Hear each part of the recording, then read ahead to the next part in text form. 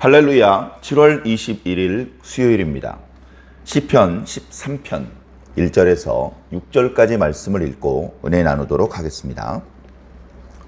여호와여, 어느 때까지니이까? 나를 영원히 잊으시나이까? 주의 얼굴을 나에게서 어느 때까지 숨기시겠나이까?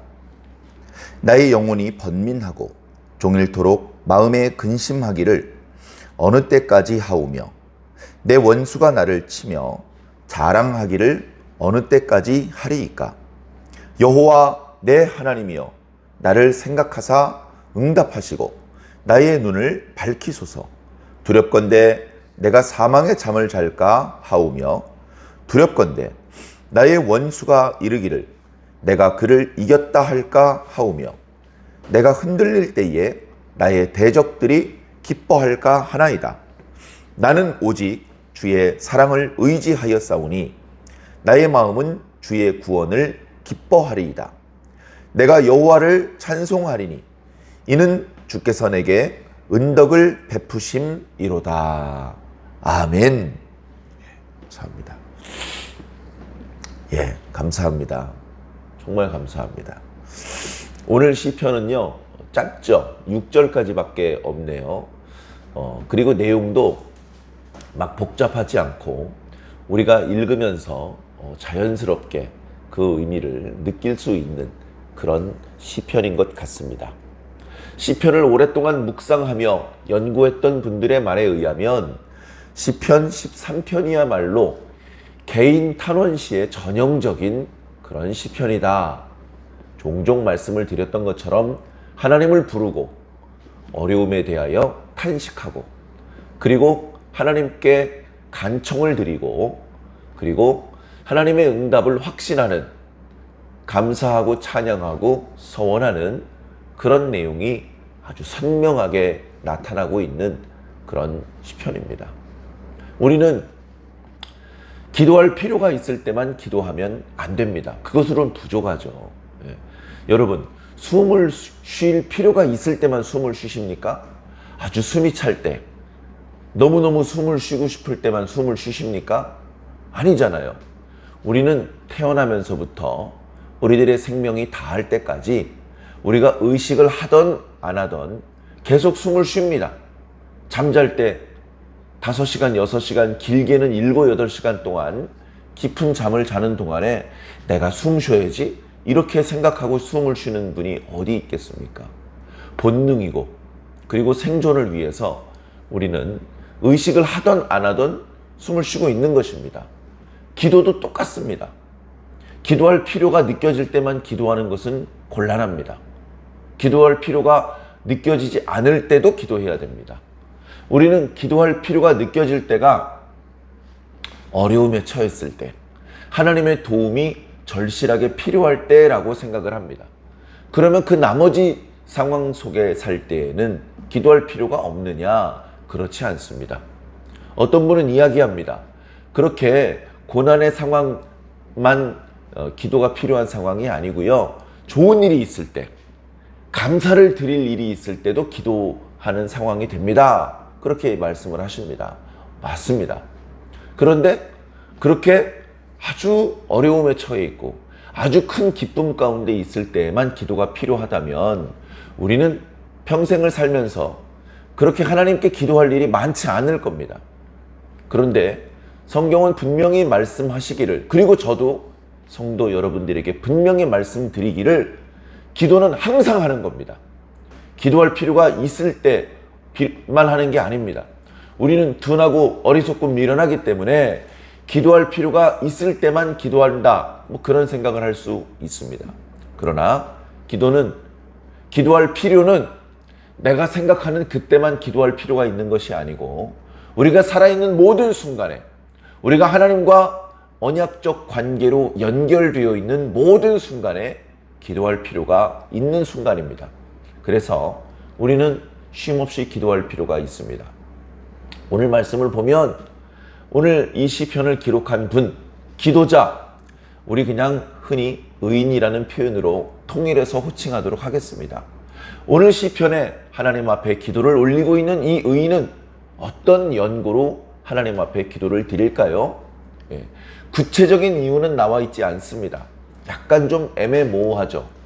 워낙 짧은 시편이기 때문에 그 고난의 상황을 정밀 묘사하지는 않은 것 같습니다. 그러나 이렇게 또 애매하게 표현되어 있기 때문에 우리들이 일상적으로 살면서 만나는 다양한 종류의 고난에 적용할 수 있다는 그런 장점도 있는 것 같습니다. 우리는 보통 어떤 때 어려움을 느낍니까? 크게 세 가지 방향에서 생각해 볼 수 있습니다. 하나는 이웃들, 자기 주변 사람들과의 관계입니다. 주변 사람들이 악인입니다. 그들이 말로 자기를 괴롭히고 그들과의 관계가 불편하고 내가 오해를 당하고 있고 믿었던 친구에게 배신을 당하고 있고 이런 상황이 되면 너무나 어렵습니다. 기도가 필요한 상황이 되는 것이죠. 그런가 하면 나 자신과의 관계입니다. 내 몸에 큰 질병이 있다든지 내 자신의 어떤 범죄를 저지른 상황이 되었다든지 이런 상황이 되면 편안할 수가 없죠. 하나님 앞에 간구해야 됩니다. 그 다음에 마지막으로 하나님과의 관계입니다. 하나님과의 관계가 원만하지 않는다면 어떤 형태로 어떤 이유가 되었든 그렇다면 그것이야말로 가장 큰 괴로움이고 가장 큰 고통입니다. 내 주변에 형제들이 배신하고 이웃들이 나를 모함을 한다면 하나님 저의 결백을 증명해 주시옵소서. 저 원수들이 다 물러가게 해 주시옵소서. 이렇게 간구드릴 수 있고 육체의 질병이라면 주여 치료의 손길을 베풀어 주시옵소서. 이렇게 간구할 수 있죠. 그런데 하나님과의 관계에 문제가 있다면 이것은 쉽게 해결될 수 있는 문제가 아닙니다. 기도하는 사람들은, 의인들은 자신 주변의 여러 가지 문제들 때문에도 고통하지만 정말로 의인을 괴롭히는 이 괴로움은 하나님과의 관계에 문제가 생겼을 때입니다. 이 여러 가지 문제들을 해결하기 위해서 사람들이 고민하고 그 문제들을 학문으로까지 발전시켰으니 자신과의 문제에 대해서는 심리학, 이웃들과의 문제에 대해서는 사회학, 그리고 하나님과의 문제에 대해서는 신학이라고 합니다. 다른 문제는 방금 말씀드렸던 것처럼 모든 문제를 뛰어넘으시는 하나님께 간구하면 됩니다. 다 해결됩니다. 안 될 게 없습니다. 그런데 하나님과의 관계에 문제가 있다면 심각하죠. 우리는 다른 어떤 그 문제들보다 하나님과의 관계에 있어서의 문제를 심각하게 생각하고 그 문제를 해결하여 하나님과는 항상 원만한 관계, 소통의 창구가 뻥 뚫려 있는 아무 거리낌이나 불편함 없이 자유롭게 소통할 수 있는 그런 원만한 상태를 늘 유지시켜야 할 것입니다. 오늘 말씀에 보니 오늘 시편에 이렇게 하나님 앞에 간절히 기도하고 있는 이 의인의 문제도 주변 사람들과의 문제도 있고 자기 생명에 대한 염려도 있지만 그보다는 하나님과의 관계가 단절된 것과 같은 답답함.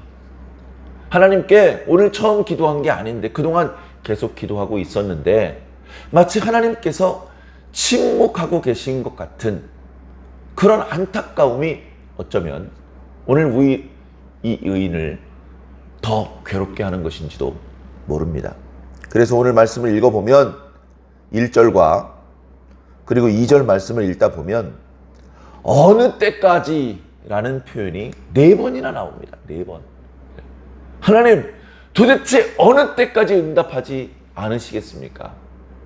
어느 때까지 저를 홀로 내버려 두시겠습니까? 어느 때까지 저를 이런 고통 가운데 방치시켜 두시겠습니까? 하나님 원래 그런 분 아니잖아요. 하나님께서 우리가 기도할 때 즉시 응답을 주실 때도 있습니다. 그러나 제가 오랜 기간 신앙하고 기도 생활을 해보니까 더 많은 경우 즉답을 하지 않으시고 오랫동안 응답을 하지 않는 마치 하나님께서 침묵하신 것과 같은 그런 방법으로 응답하실 때가 더 많습니다. 우리는 그런 상황이 되면 답답하죠. 그러나 하나님을 믿고 신뢰하기 때문에 계속 기도를 합니다. 문을 두드리는 것이죠. 하나님께서는 여러 가지 방법으로 응답을 주실 수 있습니다. 우리가 둔하고 미련해서 하나님께서 응답을 주셨는데도 그것을 읽어내지 못하고 그것을 알아채지 못하는 경우도 있고, 실질로 하나님께서 응답을 주지 않는 경우도 있죠. 오랜 시간이 지나서 여러 가지 체험을 하면서 그때 그 기도는 하나님께서 응답을 주신 거였구나, 이것이 하나님의 응답이었구나, 시간이 많이 지나서 깨닫는 경우가 많습니다. 사랑하는 성도 여러분, 그렇게 하나님께서 침묵하신 것 같이 오랫동안 응답이 없더라도 흔들리지 않으시기 바랍니다. 제가 오랫동안 기도해 보니까 저뿐 아니고 기도하는 그런 어떤 신앙인들이 공통적으로 하는 말씀은 하나님께서는 우리의 기도를 빠짐없이 듣고 계시다는 것입니다. 당장 응답을 하시는지 그렇지 않은지의 여부와 무관하게 하나님께서는 우리를 보고 계시고 우리의 기도를 듣고 계신다는 겁니다. 그리고 우리의 형편에 따라서 즉시 응답을 주실 때도 있고 즉답을 피하실 때도 있는 것이죠. 예스라고 하실 때도 있고 노라고 하실 때도 있고 wait, 기다려라, 이렇게 하실 때도 있는 것입니다. 그것은 하나님의 자유고 하나님의 주권이며 우리를 가장 잘 아시는 하나님께서 가장 우리에게 유익하게 응답을 주시는 것입니다. 오랜 경험에서 우리는 그것을 분명히 깨닫게 되고 분명히 확신하게 됩니다. 그렇기 때문에 또다시 기도할 때 당장 응답이 없다 할지라도 우리는 당황할 필요도, 하나님을 원망할 필요도 없는 것입니다. 답답하면 계속 기도해도 됩니다. 야단치지 않으세요. 그러나 하나님의 방법으로 반드시 응답을 주실 것입니다. 자, 1절과 함께 3절에도 하나님을 부릅니다. 하나님이여! 하나님을 부르고 1절과 2절에는 어려움에 대한, 그리고 자신을 진정으로 괴롭히는 하나님의 침묵에 대한 탄식의 기도를 올렸고요. 이제 3절은 4절과 함께 하나님께 간절한 청원의 기도를 올리고 있습니다. 3절에 보니까 하나님께 간구하는 기도의 내용이 크게 세 가지입니다. 하나님, 나를 생각하시옵소서. 제발 나를 좀 바라보아 주시옵소서.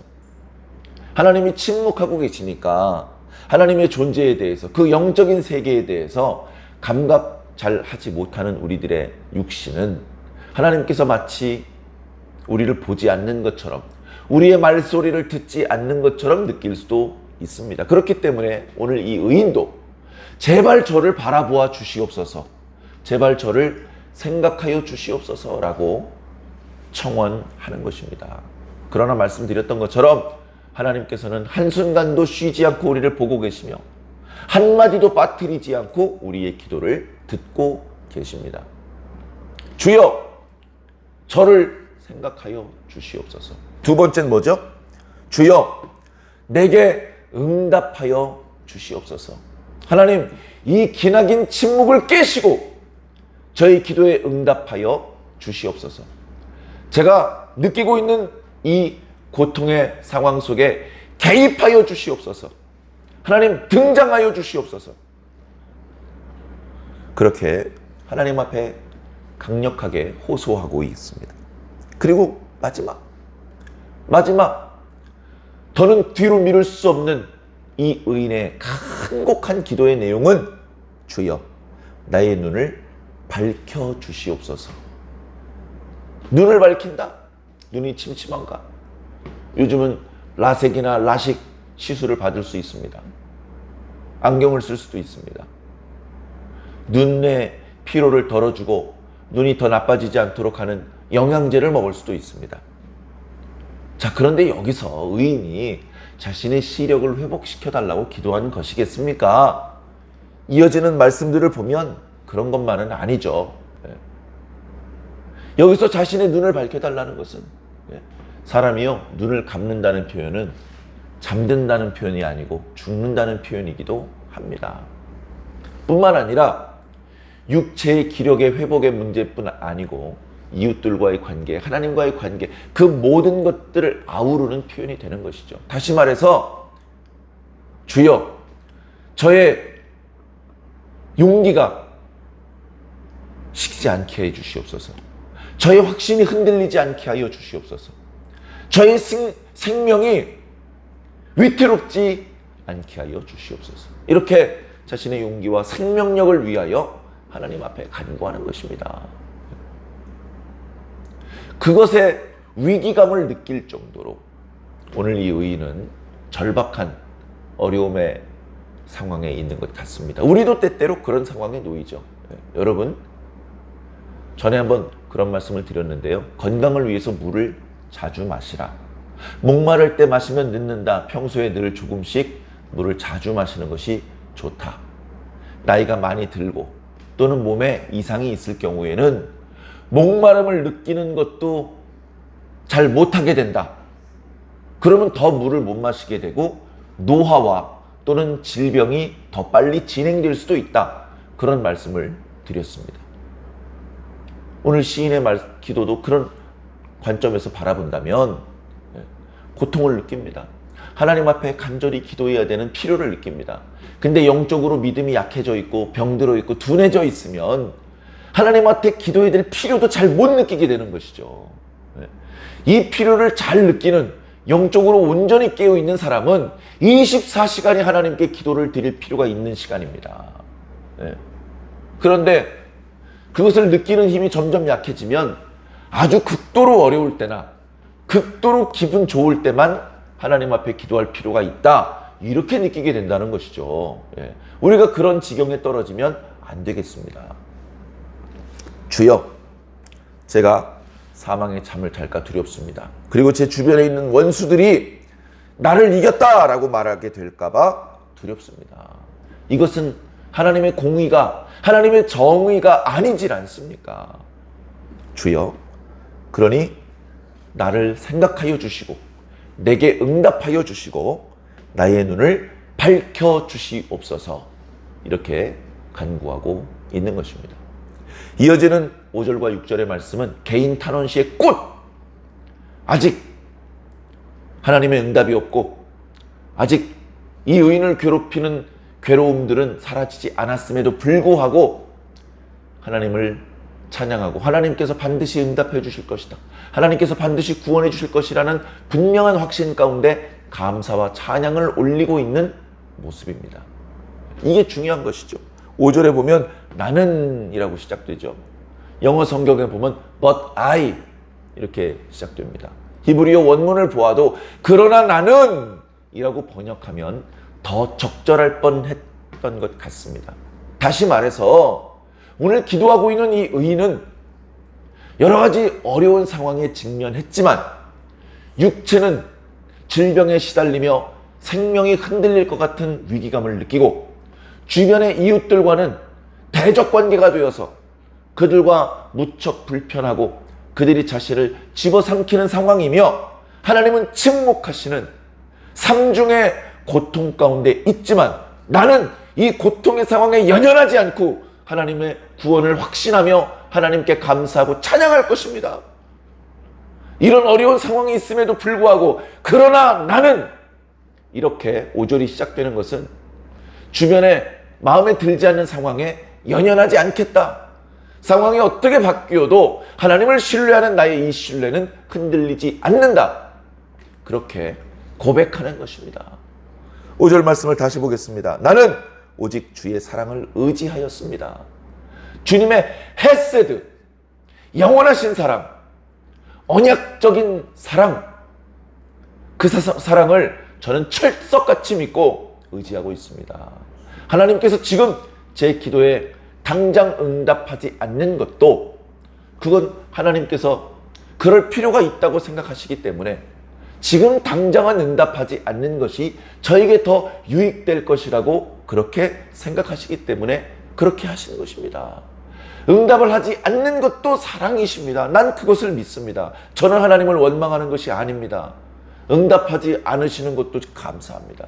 그것도 저를 향한 당신의 사랑이라고 믿습니다. 이렇게 고백하는 것이죠. 나의 마음은 주의 구원을 벌써 기뻐하고 있습니다. 내가 주님을 찬송할 것입니다. 왜 구원해 주실 거니까. 이는 주께서 내게 은덕을 베푸심이로다. 과거에도 베푸셨고 지금도 베풀고 계시고 앞으로도 베풀어 주실 것이다. 이런 확신 가운데 주변에 이 의인을 괴롭게 하고 이 의인으로 하여금 기도의 자리로 갈 수밖에 없게 떠밀었던 그 모든 괴로움의 상황 속에도 흔들림 없이 하나님을 신뢰하고 하나님을 찬양하고 있는 것이죠. 이렇게 고통 중에 원망하고 낙심하지 않고 하나님께 기도하는 의인, 그 괴로움의 상황이 아직 여전히 해결되어 있지 않았음에도 불구하고 그 상황에 흔들리지 않고 하나님을 철석같이 믿고 의지하는 의인, 하나님께서 얼마나 기뻐하시겠습니까? 얼마나 사랑하시겠습니까? 하나님께서 건강을 주시고 많은 자녀를 주시고 많은 재물을 주실 때만 욥은 하나님께 감사한 것이 아닙니다. 그 모든 축복의 내용들을 다 거두어 가셨더라도 욥은 어리석게 하나님을 원망하지 않았고 하나님께 오히려 감사할 수 있었죠. 참 따라하고 흉내내기 어려운 믿음입니다. 그럼에도 불구하고 우리 모두는 욥처럼, 욥 정도는 아닐지라도 시편에 나타나고 있는 수많은 의인들처럼 하나님 앞에 기도해야 될 것입니다. 기도하는 족족 즉시 문제들이 해결되면 무슨 걱정이 있겠으며 무슨 근심이 있겠습니까? 그러나 때때로 하나님의 응답이 지연되는 것 같고 심지어 하나님께서 침묵하시는 것 같을 때, 그럴 때 하나님을 의지하던 의인들은 더욱 큰 고통을 느끼게 되겠죠. 그럼에도 불구하고 우리는 흔들림 없이 계속해서 하나님을 신뢰하며 하나님께 간구하는 그 모습을 유지해야 될 것입니다. 그렇게 그 고비를 넘기고 기어이 하나님의 응답을 받았을 때 그 기쁨이 얼마나 크겠습니까? 그때 하나님을 찬양하는 그 찬양은 우리들의 목청이 아니라 영혼 깊은 곳으로부터 터져 올라오는 화산과 같은, 용광로와 같은 그런 뜨거움으로 하나님을 찬양하며 감사하게 되지 않겠습니까? 날마다 그런 기쁨을 체험하게 되시기를 주님 이름으로 간절히 축원합니다. 아멘.